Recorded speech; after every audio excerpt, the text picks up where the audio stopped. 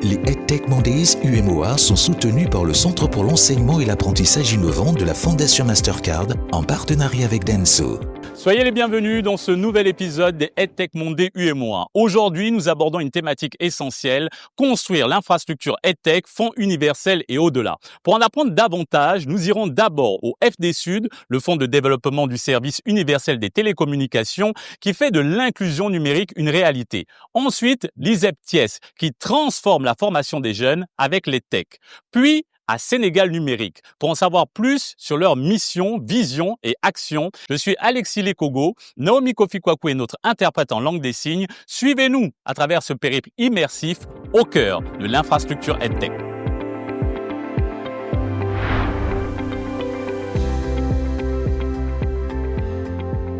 Et pour commencer, direction le FD Sud, acteur incontournable de l'inclusion numérique. Le Fonds de développement du service universel des télécommunications œuvre depuis plus d'une décennie à rendre le numérique accessible partout au Sénégal. Connectivité dans les zones reculées, soutien aux établissements scolaires, inclusion des personnes en situation de handicap, autant de programmes qui changent le quotidien. Mais où en est le FT Sud aujourd'hui? Quels défis et perspectives pour demain? Découvrons ensemble ces initiatives et réalisations. Madame Diop-Blandin, ravie de vous rencontrer. Encore merci de nous recevoir dans vos locaux. Merci bien. Merci pour votre visite. Madame Diop-Blandin, comment le FD Sud définit-il son rôle dans le développement des EdTech? Le FD Sud est, disons, le socle, en ce sens que il faut donner l'accessibilité à travers la connectivité qui permet ensuite de développer des applications, de mettre des programmes et toutes les couches applicatives au sens réseau, mais aussi au sens usage des télécommunications. Donc le FD Sud est la base.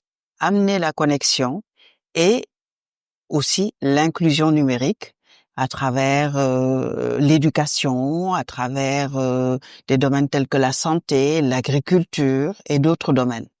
Donc, nous sommes le pilier numéro 1. Les salles multimédia est l'un de vos projets emblématiques.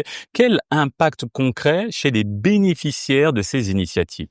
Quand on parle de salles multimédia au sens FD Sud, on parle des salles au niveau des établissements scolaires, des inspections d'académie. Donc, il s'agit là d'améliorer déjà l'accessibilité au contenu éducatif, de personnaliser ces contenus, de démocratiser l'apprentissage des élèves, mais aussi des formateurs, ainsi que de l'administration de l'éducation.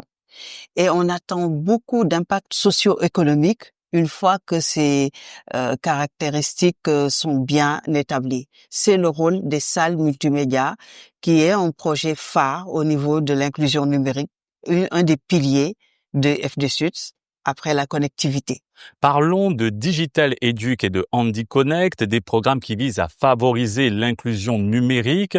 Comment ces programmes changent-ils l'approche éducative pour les jeunes et particulièrement pour les jeunes filles et les personnes en situation de handicap? On a parlé tantôt d'accessibilité, de personnalisation. C'est surtout au niveau personnalisation que ça joue. Quand on parle de handicap, on suppose qu'il y a une déficience à un niveau ou à un autre. Donc, le rôle du numérique, le rôle de la digitalisation est de pallier à ces insuffisances, on va dire, physiques, motrices ou même quelquefois psychologiques. Du moment où l'élève a besoin d'être suivi de manière personnalisée, d'être dans un centre spécial, il a aussi besoin d'outils adaptés à sa situation. Donc, ces contenus éducatifs viennent, disons, prolonger un certain nombre d'aptitudes que l'enfant est censé avoir. Donc, c'est à travers de l'apprentissage du codage, c'est aussi à travers de l'apprentissage aux applications qui permettent aussi d'accéder à des contenus qui les concernent. Donc, c'est tout un monde complètement focalisé sur les déficiences à pallier qu'on vient apostropher dans ce cadre-là. Concrètement, quelle est la contribution du FD-Sud à la réduction de la fracture numérique éducative, particulièrement entre les zones urbaines et les zones rurales? Quand on dit les FD-Sud, surtout pour les zones rurales, il y a ce qu'on appelle les zones blanches. Là, il s'agit plutôt de leur apporter de la connectivité, tout simplement. Mais une fois que la connectivité est là, quand vous parliez tout à l'heure de salles multimédia, c'est par exemple 56 salles multimédia qui ont été dotées l'année dernière, c'est 20 entre cette année et l'année prochaine, c'est un certain nombre de salles aussi pour HandiConnect pour les centres Talibou Dabo et Verbotonal. C'est donc des projets assez structurants pour aussi bien l'éducation, pour le handicap, pour la jeunesse. S'agissant plutôt des femmes, là, il s'agit plutôt d'applications. Donc, elles ont un certain nombre d'usages économiques pour la plupart, et donc on vient aussi apporter de la valeur ajoutée en étant des interfaces entre les usages traditionnels, les mobile money et disons la valeur ajoutée aussi qu'on peut apporter par l'éducation, par l'apprentissage. On le voit dans les groupements de femmes quand elles sont éduquées numériquement, alors que à l'origine, elles avaient un certain retard du point de vue de l'apprentissage académique. Elles vont très vite, elles vont beaucoup plus loin et se retrouvent même en train de nous amener des inputs, de nous amener des informations pour leurs besoins et des détournements d'usage. C'est absolument fascinant. La réduction de la fracture numérique vous tient à cœur. Intéressons-nous maintenant aux partenariats. Quels sont ceux que vous avez noués et qui vous permettent de déployer, de développer vos initiatives EdTech? C'est par exemple la Banque mondiale quand il s'agit de connectivité. Bon, traditionnellement, nous sommes un fonds qui est alimenté par les opérateurs de par leurs obligations du code, en respectant le code des télécoms. À l'issue, après cela, il y a des coopérations avec, par exemple, il y a eu la coopération avec la Belgique, la coopération avec GIZ, la coopération avec d'autres pays que nous sommes en train de développer en ce moment, et surtout la Banque mondiale quand il s'agit de connectivité, parce que c'est là l'essentiel. On commence par connecter, après on va s'intéresser aux applications et aux usages, et ça coûte très très cher. Donc, pour nous, c'est un partenariat stratégique et nous comptons beaucoup sur d'ici 5 ans pour connecter nos 1550 localités, ce qui est notre objectif.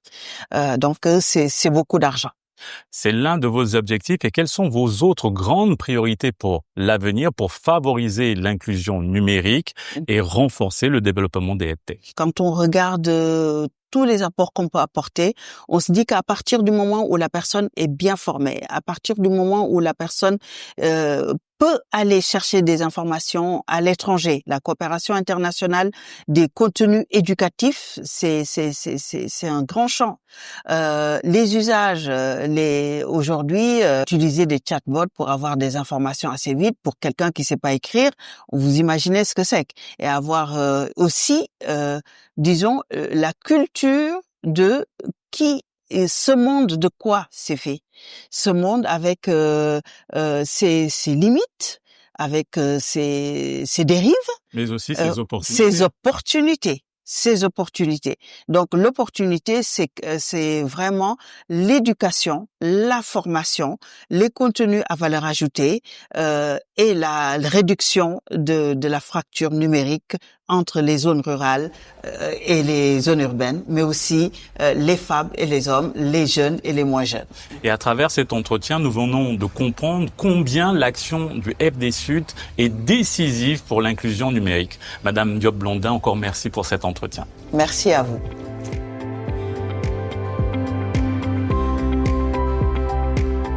Après le FD-Sud, cap sur l'ICEP de Thiès, où les étudiants et les enseignants vivent l'EdTech au quotidien.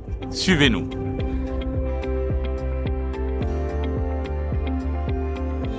À l'ère du numérique, l'enseignement supérieur doit se réinventer.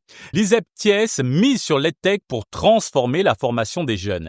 E-learning, pédagogie numérique, alternance école-entreprise. Mais quels sont les résultats concrets et les défis à relever? Découvrons ensemble leur expérience. Monsieur Eladj Malik Samb, vous êtes le chef des services administratifs de l'ICEP Thiès. Encore merci de nous recevoir dans votre institut. C'est nous qui vous remercions. Monsieur Samb, concrètement, comment l'ICEP a-t-il intégré les technologies éducatives dans sa stratégie de formation? Voilà, donc l'intégration du numérique s'est faite à l'ICEP depuis la création. D'abord avec l'équipement de tous les espaces de bureaux et des salles de cours, et également l'accès à Internet qui a été facilité par Senum, Sénégal Numérique, avec le projet Smart Education qui nous a permis de nous raccorder à la fibre optique, ce qui fait qu'aujourd'hui dans le campus de l'ICEP de Thiès, tous les apprenants, les personnels ont accès à Internet. Quels sont les grands axes de vos filières numériques et leur importance pour l'employabilité des jeunes? Alors nous avons deux grands départements de formation dans le domaine du numérique. Nous avons le département TIC, Technologie de l'information et de la communication, et le département EIT, Électronique, informatique et télécommunication. Et dans ces départements, il y a 7 métiers globalement. Et ces métiers ont été choisis en répondant aux besoins des bacheliers sénégalais et également aux attentes des entreprises. Ce qu'il faut savoir, c'est que c'est les professionnels des entreprises avec qui on a travaillé pour décliner les référentiels de formation. Et également, ces mêmes professionnels-là qui viennent dispenser des formations et qui nous accompagnent dans les séjours en entreprise, dans les stages, etc. Voilà. Essayons d'approfondir ce sujet. En quoi l'usage du numérique renforce-t-il l'alternance école-entreprise et prépare les jeunes au marché du travail? L'usage du numérique est très important pour l'employabilité des jeunes. Et aujourd'hui, les jeunes ont les moyens d'accéder à des contenus pédagogiques partout dans le monde. Et également, par rapport au séjour et stage en entreprise, aujourd'hui, le responsable de stage, l'enseignant formateur n'est plus obligé de se déplacer jusqu'en entreprise pour faire le suivi du stage. Avec les moyens numériques dont nous disposons, l'apprenant peut être suivi à distance dans le campus et ça nous fait des économies en termes de ressources financières, et je pense qu'aujourd'hui les apprenants ont toutes les possibilités en interne pour avoir à leur disposition des contenus pédagogiques très intéressants pour leur formation et pour leur insertion. Et intéressons-nous aux infrastructures et aux équipements qui restent un défi majeur. Où en est l'ICEP de Thiès dans ce domaine?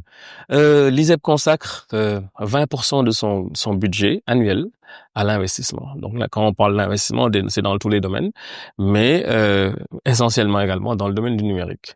Et aujourd'hui, cette option nous a permis vraiment de doter les départements de formation de tous les moyens pédagogiques de dernière génération, et vous allez le découvrir tout à l'heure. Et comparativement, nous avons rien à envier aux entreprises. Il y a même des professionnels qui viennent visiter nos infrastructures et nos installations et qui nous envient par rapport à ce dont nous disposons. Et les apprenants vraiment suivent une formation de qualité avec tous les moyens qui sont mis à leur disposition. Monsieur Samb, merci pour cet entretien et bonne continuation. Bon, c'est nous qui vous remercions. Merci. Et poursuivons notre immersion à l'ICEP de Thiès et allons à la rencontre de Monsieur Djibril Mbodji, responsable des partenariats et du placement. Monsieur Mbodji, qu'en est-il concrètement de l'avancée professionnelle de vos jeunes diplômés formés avec l'appui des EdTech? Quels sont les résultats concrets? Globalement, nous avons une très bonne insertion de nos diplômés, de façon générale, tous métiers confondus. Mais dans le domaine du numérique, c'est encore mieux, puisqu'en fait, c'est des jeunes qui arrivent à vraiment trouver leur insertion juste après la formation. Soit ils s'insèrent à travers les entreprises qui nous accompagnent, qui les ont reçus en stage et qui les recrutent à la fin. Ou bien, ils arrivent certains créent eux-mêmes leur propre entreprise. Voilà, donc c'est l'originalité de nos formations, en fait, de façon générale, c'est qu'en fait, ces jeunes-là qui sont formés au bout de 2 ans sont capables eux-mêmes de créer leur propre entreprise et de se lancer dans le monde de l'auto-emploi. Et en termes de développement des initiatives EdTech ici à l'Institut, avec quels partenaires collaborez-vous? Globalement, nous travaillons avec beaucoup de partenaires, 250 au niveau national comme international. Dans le domaine des technologies de l'information ou bien dans le domaine de façon générale, nous avons des partenaires comme la RTS, Aceltec, Huawei, l'Académie Cisco, entre autres, qui sont de très bons partenaires, qui reçoivent régulièrement nos jeunes et qui nous accompagnent dans la mise en œuvre pédagogique de nos enseignements. Merci, Monsieur Mbodji. Très bonne visite, Alexis.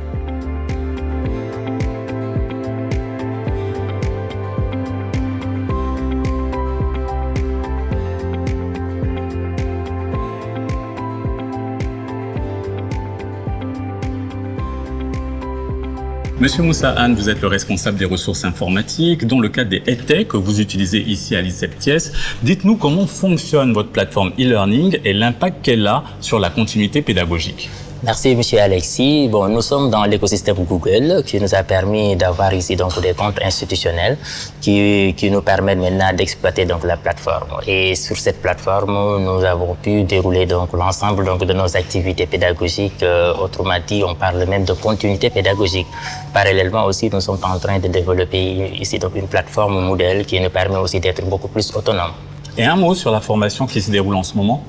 Donc, ce sont nos partenaires Unifam qui sont en train de faire ici donc un camp de codage sous le thème ici donc les filles sénégalaises savent coder. Maintenant, cette formation vise ici donc à promouvoir donc la formation donc numérique pour les femmes. Merci, monsieur Anne. C'est moi-même. Merci. Et maintenant, entrons dans un lieu essentiel consacré au développement des nouvelles pédagogies numériques, le département EIT. Ici, au département EIT, électronique, informatique, télécom, nous formons des enseignants formateurs qui sont des vacataires et des contractuels et des permanents. Mais aussi, parallèlement, nous avons des formations à l'outil informatique aux apprenants. Cet usage de l'outil informatique est essentiel et fondamental parce que ça permet aux apprenants d'anticiper sur les métiers de l'avenir, comme l'intelligence artificielle, la virtualisation et le cloud, avec l'apport des partenaires comme Huawei, Cisco, Sénégal Numérique. Cet ensemble de connaissances, de savoir, savoir-faire, voire même savoir-être, contribue à l'épanouissement de l'apprenant et à son employabilité.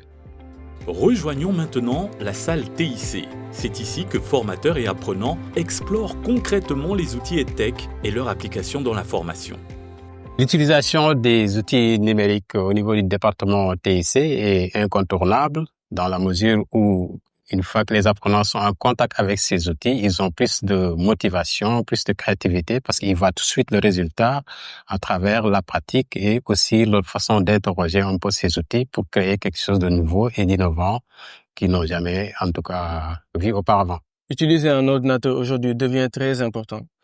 Issu du département TIC, plus communément appelé technologie de l'information et de la communication, aujourd'hui, j'ai plus facilement accès aux ressources dont j'ai besoin. Et c'est un grand bond en avant pour moi et pour mon avenir professionnel. Les outils du numérique nous aident dans notre métier, qui est le multimédia, surtout avec les logiciels de montage, les logiciels de conception vidéo, mais surtout avec les plateformes qu'on peut utiliser pour faire des recherches et trouver des solutions à nos questions. Quand j'ai commencé cette formation, je me suis plus concentrée sur le développement parce que je vois que ce sont les métiers de l'avenir. Ça offre plus d'opportunités.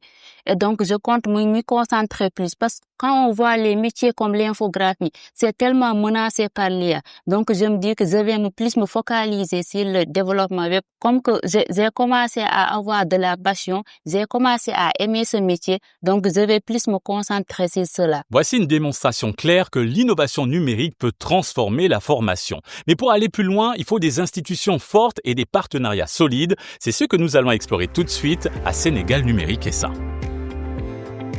Chez Sénégal Numérique SA, les initiatives se veulent impactantes et innovantes. Les espaces Sénégal Service en sont un bel exemple. Allons à leur rencontre pour comprendre leur vision et action dans le cadre des EdTech. Les espaces Sénégal Service jouent un rôle essentiel pour rapprocher les citoyens des outils numériques et réduire les inégalités territoriales. Avec Madame Lar, coordonnatrice nationale, nous allons mieux comprendre leur mission et leur impact sur le renforcement des capacités numériques. Les espaces Sénégal Service jouent un rôle fondamental dans l'écosystème du numérique avec une présence homogène à l'échelle territoriale. Nous disposons des salles de formation modernes entièrement équipées, permettant aux jeunes sans emploi, aux femmes, entrepreneurs, en tout cas, d'être formés sur les outils du numérique. En outre, nous favorisons leur employabilité et leur insertion professionnelle, mais également de permettre de développer leurs activités. La plupart des formations délivrées tournent autour du digital, notamment avec le marketing digital, parce qu'on considère qu'aujourd'hui, beaucoup d'entrepreneurs vendent sur les réseaux sociaux et ces formations cadrent bien avec leurs activités. Gestionnaire d'un espace Sénégal Service, M. Ndiaye nous partage son expérience, notamment sur l'inclusion numérique des jeunes et les besoins concrets des usagers. L'implantation des espaces Sénégal Service dans la banlieue a permis de déconstruire la perception que les jeunes avaient de l'administration traditionnelle, parce que cette implantation les plonge aujourd'hui dans une aventure numérique, laquelle leur permet aujourd'hui de faciliter davantage l'interaction entre l'administration et ces jeunes. C'est en termes de facilitation d'accès aux services qui sont délivrés par notre administration, c'est la montée en compétences numériques, c'est aussi également plus de facilité, en tout cas en termes d'enrôlement dans les plateformes métiers qui sont dédiées à l'enrôlement des jeunes pour l'emploi, pour le financement, également pour la disponibilité de bons de formation. Les besoins qui sont les plus constatés, c'est les besoins en accompagnement, n'est-ce pas, dans le cadre de la formalisation des organisations communautaires de base qui existent, qui aspirent aujourd'hui à un statut juridique qui leur confère plus d'opportunités en termes de commerce, mais aussi des besoins en termes de support et d'assistance continue, parce que certains n'ont pas la possibilité d'avoir toujours accès à ces outils informatiques-là, donc le recours à ces espaces leur facilite aujourd'hui cette inclusion numérique-là. Technicien réseau et support IT, M. Diaraté nous explique comment son équipe accompagne les formations et garantit la qualité des services proposés. En ma qualité de technicien support, j'assiste les ingénieurs systèmes dans l'administration de la messagerie et des comptes VPN. Et c'est dans ce sens que les stagiaires qui nous sont envoyés sont impliqués. On leur fait acquérir le métier de la gestion de la messagerie et de la gestion des comptes VPN et du support informatique. Et plus particulièrement, c'est des stagiaires qui nous viennent des écoles de formation, plus précisément des ISEP. Maintenant, rapprochons-nous de la dimension institutionnelle. Madame Lindia, chef de division des affaires sociales et du bien-être au travail à Sénégal Numérique SA, nous éclaire sur le rôle stratégique de l'institution dans le renforcement de l'écosystème EdTech et revient sur des partenariats réussis, notamment avec l'ISEP de Thiès. Au niveau de Sénégal Numérique SA, des initiatives ont été prises pour renforcer le EdTech. Notamment, des salles multimédia ont été construites dans les écoles primaires du Sénégal. 50 salles précisément ont été construites. On a eu aussi un projet qui s'appelait Smart Education, où il fallait renforcer et connecter les universités et instituts publics. Donc, toutes les universités du Sénégal ont eu à être connectées à la fibre optique et ont aussi bénéficié de matériel, dont l'ISEP de Thiès, qui était un institut collaborateur. Mais sinon, toutes les universités ont pu bénéficier de cela. Il y a aussi le volet social, où on a vraiment joué notre partition par rapport à tout ce qui est formation des relais communautaires, qu'on appelle communément chez nous les Badianougor. Donc, ils ont été formés à l'alphabétisation numérique et à l'utilisation des réseaux sociaux. D'accord. Par rapport aussi aux couches vulnérables, notamment les personnes qui vivent avec un handicap, ils ont eu à bénéficier des formations en informatique au niveau de notre antenne qui est à Koloban, sur tout ce qui touche l'alphabétisation numérique. Dans le monde des EdTech, le numérique passe aussi par les équipements électroniques. Avec M. Fall, responsable technique à la Direction générale des déchets, des équipements électriques et électroniques, découvrons comment son département gère et valorise les appareils en fin de vie pour un numérique durable. Notre processus commence par une collecte sélective des équipements que nous recevons de nos partenaires comme l'administration sénégalaise, les sociétés et les universitaires. Ils nous donnent des équipements un peu obsolètes et ou presque en fin de vie qu'on redonne une seconde vie pour les distribuer au niveau des établissements scolaires. Donc le processus de reconditionnement se passe comme suit. Un formatage sécurisé du disque dur, un nettoyage du matériel, l'installation des systèmes d'exploitation et des applications, mais aussi le changement des éléments défectueux. Donc après ce reconditionnement, les équipements seront acheminés au niveau des universités, des centres de formation, des écoles qui en font la demande gratuitement. Et au cœur de Sénégal Numérique SA, des jeunes se forment aux métiers de demain, écoutant leurs acquis et leurs ambitions. Notre rôle, c'est de surveiller l'état du réseau à temps réel, de détecter les alertes à temps réel, mais aussi de faire des rapports afin de faire une bonne gestion du réseau. Là, nous accueillons des stagiaires régulièrement pour les mettre en immersion déjà et ensuite les former au métier de la supervision et de l'exploitation en général, à savoir tout ce qui est réseau IP, réseau de transmission et en général l'observabilité. Bonjour, je m'appelle Cheikh Oumar Thiam, je suis stagiaire NOC je vis cette expérience en m'impliquant chaque jour à la supervision, en apprenant les outils, mais aussi à participer activement à la gestion des incidents.